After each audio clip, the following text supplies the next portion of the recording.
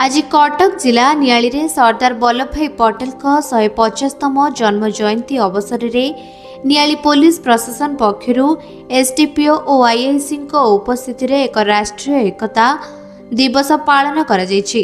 उक्त दिवस रे नियाली कॉलेज छात्र छात्री एवं नियाली हाईस्कूल छात्र छात्री एकत्रित होई नियाली पुलिस प्रशासन सह मिलित होई नुआगां कॉलेज छकरू नियाली हाईस्कूल छक पर्यंत एक पदयात्रार अनुष्ठित होइछि।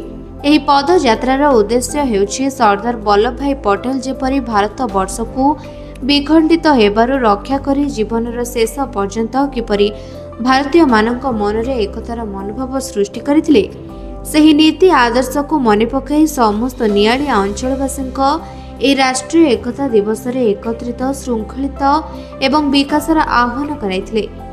मोर सरदार वल्लभ भाई पटेल जन्म वार्षिक उपलक्षे आज नियाली कॉलेज स्टूडेंट एवं किसी स्कूल स्टूडेंट एवं किसी बुद्धिजीवी को लेकिन आमर गोटे पदयात्रा माराथन आम नियाली पेट्रोल पंप पाखर नियाली मेडिकल कॉलेज पर्यंत करूँ। यहाँ को राष्ट्रीय एकता दिवस भाव में पालन करूँ समस्त को आम एकता भितर बांधि रखापी प्रयास चलती।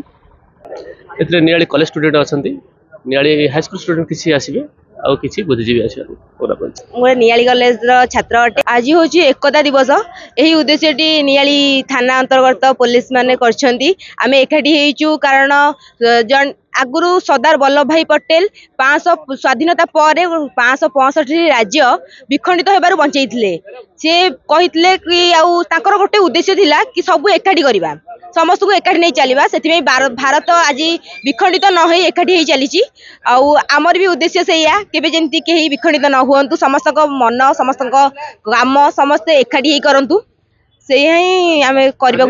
आज नियाली कॉलेज एवं नियाली अंतर्गत थाना एवं नियाली कॉलेज समस्त छात्र छात्री आम NSS unit Hiraneswar red cross unit Asima ma'am +3 NSS unit Sridhar sir एवं आमर सौदामिनी मैम समस्त आम सामिल हो गोटे रैली करूँ जहाँ कि एकता दिवस उपरे एवं सर्वर क्राइम उपरे। नियाली तुषार नायकों रिपोर्ट निरपेक्ष न्यूज।